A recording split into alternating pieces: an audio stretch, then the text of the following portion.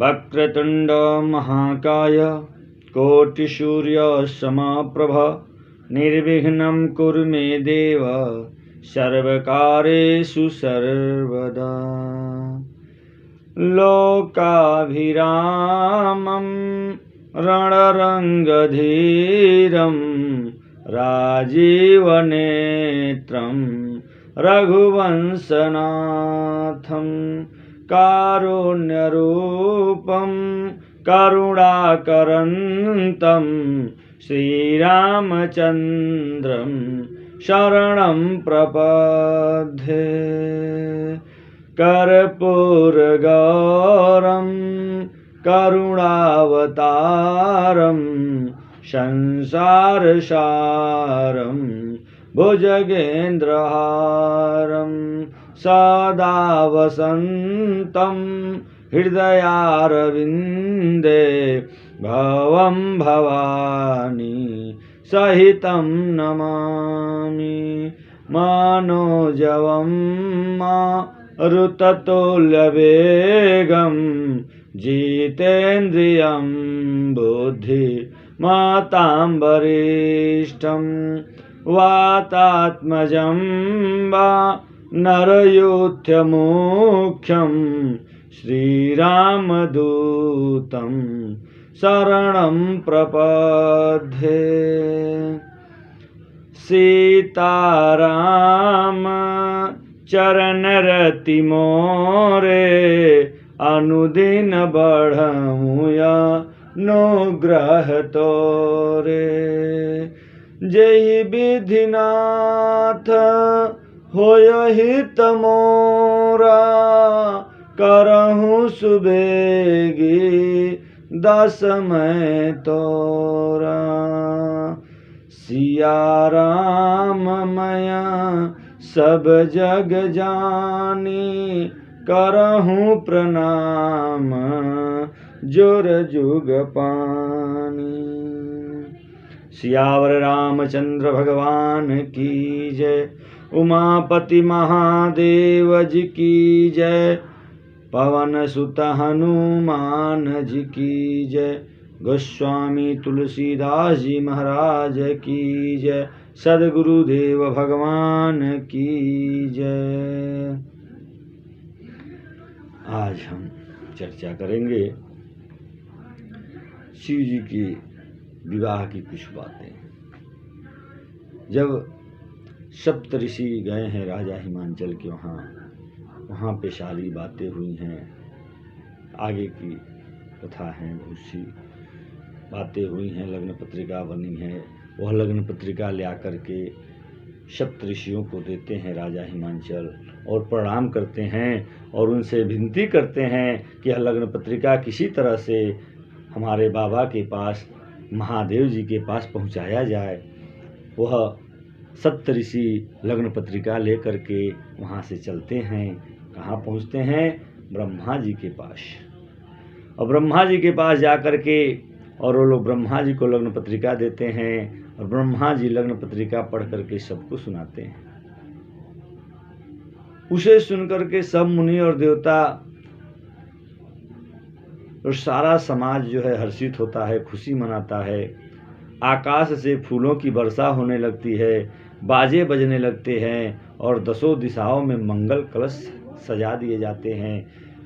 देवलोक में मार खुशियां मनाई जा रही हैं। बाबा का विवाह होने वाला है। बाबा के विवाह की सब लोग तैयारी करने लगते हैं। इधर बाबा का आज विवाह है, बारात निकलने वाली है। बाबा बैठे हैं। 1 बजा हो, 2 बजा, 3 बजा, अभी तक बाबा का कोई श्रृंगार नहीं, कोई आया ही नहीं बाबा के पास। बाबा बैठे हैं, कोई आया नहीं। कहें कौन आएगा? सब लोग अपने संवरने में, अपने सजने में लगे हैं। सारे देवता मुनि जो है अपने सजने में लगे हैं, अपने श्रृंगार में लगे हैं। जब देखिए एक बात है, किसी का विवाह रहता है ना तो बाराती ही खुद सज धज के जाते हैं, मानो कि आज हमको ही दुल्हा लोग मान लेंगे। सोचते हैं दुल्हा से ज़्यादा ही हम सज जाएं, लेकिन चाहे कितना भी सज लीजिए, बाराती कितना भी सज लें, दुल्हा तो दुल्हा ही होता है। सारे देवता सजने में लगे हैं, सारे देवता अपना जो है सज रहे हैं, श्रृंगार कर रहे हैं, अपने अपने वाहन को सजा रहे हैं। यहाँ गोस्वामी तुलसीदास जी लिखते हैं, लगे सवारन सकल सुर वाहन विविध विमान, अहोहि सगुन मंगल सुबध करहि अप्सरा गान। सारे देवता जो है अपने अपने वाहन को सजा रहे हैं। इंद्र जो है रावत हाथी को नहला रहे हैं, कुबेर अपना पुष्पक विमान जो है नहला रहे हैं, धो रहे हैं, उसमें लड़ियाँ लगा रहे हैं, उसको खूब सजा रहे हैं, उसको दिव्य बना रहे हैं। यमराज अपने भैंसे को मल मल के नहला रहे हैं। विष्णु भगवान गरुड़ जी को जो है नहला धुला करके एकदम चकाचक कर करके तैयार करके बैठे हैं। चलो गरुड़ जी के साथ चलेंगे। और यहाँ बाबा का किसी को चिंता नहीं है कि बाबा सजेंगे कि नहीं सजेंगे। बारात जाएंगे तो दुल्हा ही नहीं जाएगा तो बारात में जा कर के लोग क्या करेंगे। चाहे कितना हूँ सजी हुई बारात जाए, अगर दुल्हा न जाए तो बारातियों का कोई स्वागत नहीं करेगा। महाराज करेगा? बारातियों का कोई स्वागत नहीं करेगा। जब तक दुल्हा नहीं जाता है तब तक बारातियों का कोई स्वागत नहीं है। खूब बारात सजी है और बारात पहुंच गई, अरे चकाचक नाश्ते का इंतजाम है, हो खूब नाश्ता हो रहा है, खूब जलपान हो रहा है, खूब कोल्ड ड्रिंक पिलाया जा रहा है, खूब शरबत जूस पिलाया जाता है। लेकिन पता चले इन मौके पे दुल्हा गायब। बारातियों का क्या स्वागत होगा ये आप खुद जानते हैं, बताने की जरूरत नहीं है। जब 3 बज गया, 3:30 बज गया तो बाबा के 2 गढ़ हैं, नंदी और भृंगी। कहते हैं बाबा कोई आएगा नहीं लगता है, अब हम ही लोगों को कुछ करना पड़ेगा। बाबा कहते हैं कि सही बात है, अपना कोई अपने को तैयार करता है तो अच्छा बात है। हमारे भक्त हैं, इन सबों को मालूम है कि हमको क्या श्रृंगार चाहिए। बाबा को नंदी और भृंगी सजाने लगते हैं। वो अब सोचिए कि नंदी और भृंगी बाबा को सजा रहे हैं, बैल बाबा को सजाएंगे तो बाबा कैसे सजेंगे। आप लोग कल्पना करिए एक बार। यहाँ शिव ही शंभुगन करहि सिंगारा, जटा मुकुट यही मोर संवारा, कुंडल कंकन पहिरे व्याला, अतन विभूति पटके हरिछाला, शशि ललाट सुंदर सिर गंगा, अतेनि उपवीत भुजंगा। ते हैं शशि ललाट सुंदर सिर गंगा, नयन 3 उपवीत भुजंगा, गरल कंठ और नर सिरमाला, अशिव वेश शिव धाम कृपाला, कर त्रिशूल अरु डमरु बिराजा, चले बसह चढ़ी बाजहि बाजा, कर त्रिशूल अरु डमरु बिराजा, चले बसह चढ़ी बाजहि बाजा, चले बसह चढ़ी बाजहि बाज, हाँ चले बसह चढ़ी बाजहि बाजा। अब देखिए नंदी और भृंगी बाबा को सजाने लगे हो तो बाबा का आप देखिए क्या श्रृंगार कर रहे हैं। नंदी और भृंगी क्या करते हैं, बाबा का जो जटा रुद्र रूप जब धारण किए थे बाबा, तो जो जटा बिखर गया था उस जटा को जो है क्या करते हैं, दोनों ओर से उठा करके और उसको ऐसे उठा करके संवार करके उसको बांध देते हैं एक सांप से बांध देते हैं और जटाओं का मुकुट हो जाता है। जटा मुकुट अहि मौर संवारा, जटाओं का मुकुट बना देते हैं लोग। कुंडन कंकन पहिरे व्याला, और ले आकर के सांपों को बिच्छुओं को कान में लगा देते हैं कुंडल बना देते हैं। और देखिए सांप का ही बाबा को श्रृंगार हो रहा है। इस आप श्रृंगार का दर्शन करिए, बाबा भोलेनाथ का कैसे श्रृंगार हो रहा है। नंदी और भृंगी बाबा का श्रृंगार करते हैं। जटा को संभाल करके ऊपर उठा करके उसको सांप से बांध देते हैं।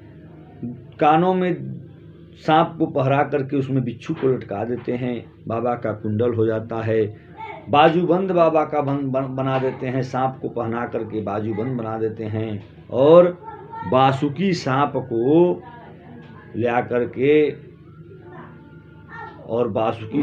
ले करके गोपवीत पहना देते हैं। बासुकी सांप का यह गोपवीत बाबा को पहना देते हैं। बाबा का श्रृंगार हो रहा है। चकाचक बाबा का श्रृंगार करते हैं लोग। उसके बाद कहते हैं नहीं, कुछ कमी लग रहा है। क्या कमी है? तो दुल्हा तो मोर पहनता है, बाबा को तो मोर नहीं है। तो मुकुट बना है, मोर तो है नहीं, तो मोर बनाया जाए। मोर कैसे बनेगा? कुछ नहीं। तो मोर कैसा होता है? कुछ खास नहीं होता है। मोर वही बस लड़ियाँ आगे लटकी हुई होती हैं, बस इतना ही। अभी लेके आता हूँ। जाता है, पतले पतले 20-25 सांपों को पकड़ के ले आता है।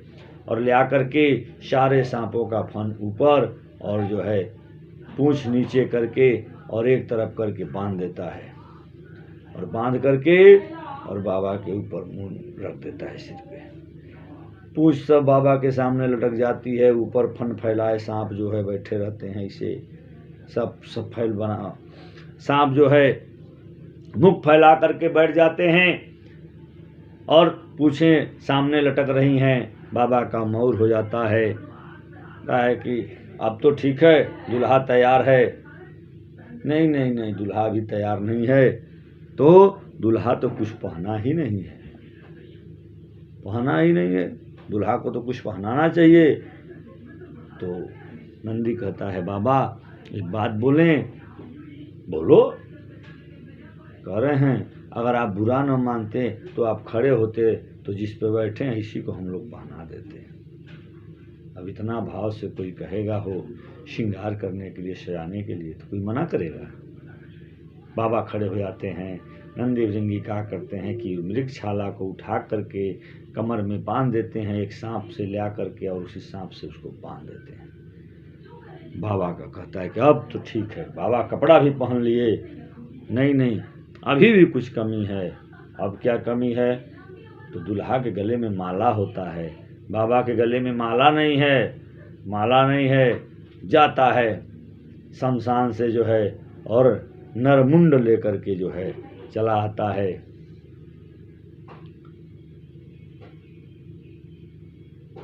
नरमुंड ले आकर के उसको सांप में पिरो करके शाम में गू करके और बाबा को पहना देता है। लो अब दुल्हा का माला भी हो गया। गरल कंठ उर नरवम सिरमाला। नर का सिर ले आकर के और बाबा को माला पहना देता है। देखिए दुल्हा कितना दिव्य सज रहा है। कहता है महाराज दुल्हा जब जाता है तो फेशियल होता है। फेशियल कराता है तब थोड़ा दुल्हा अच्छा लगता है। तो कुछ फेशियल हुआ नहीं, कोई पाउडर तो थोड़ा लगा दिया जाए।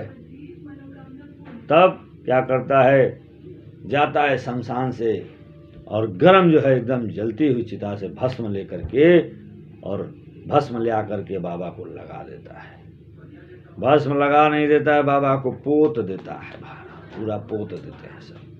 अब बाबा तो ऐसे ही गोरे हैं और उसी में भस्म लग गया है और बन गया। कहें कि बाबा कौन है?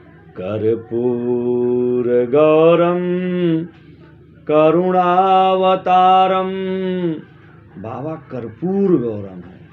कर्पूर जैसे गोरे हैं। कपूर जितना गोरा होता है, कपूर जैसे गोरे हैं हमारे भोले बाबा। और उसी पे ले आकर के सब भस्म को पोत देता है। दुल्हा एकदम चकाचक तैयार।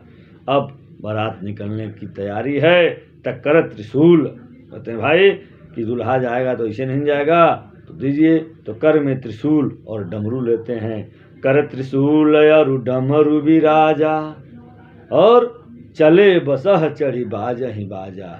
नंदी और भृंगी अपना जो है बजाने लगते हैं और बाबा जो है बसहा पर बैठते हैं और बसहा बैल पे बैठ करके बाबा चल पड़ते हैं। कहाँ? बारात के लिए एकदम तैयार रेडी गाड़ी पे बैठे खड़े हैं अपने। तब तक जो है देवता जो है आ जाते हैं, सारे देवता लोग आते हैं कि बारात से लेकर के साथ में चलना है। तब एक हाथ में त्रिशूल और दूसरे हाथ में डमरू शोभित है।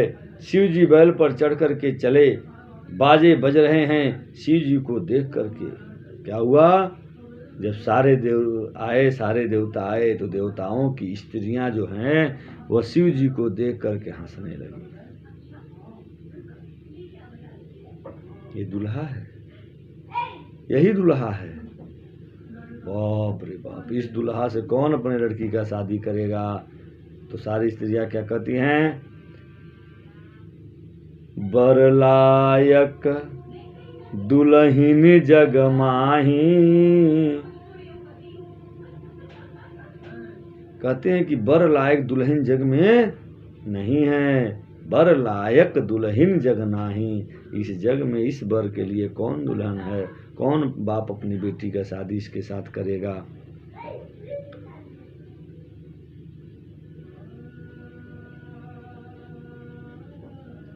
अब सारे देवता ब्रह्मा विष्णु सब लोग अपने अपने वाहन से चढ़ करके और बारात के लिए चल पड़े।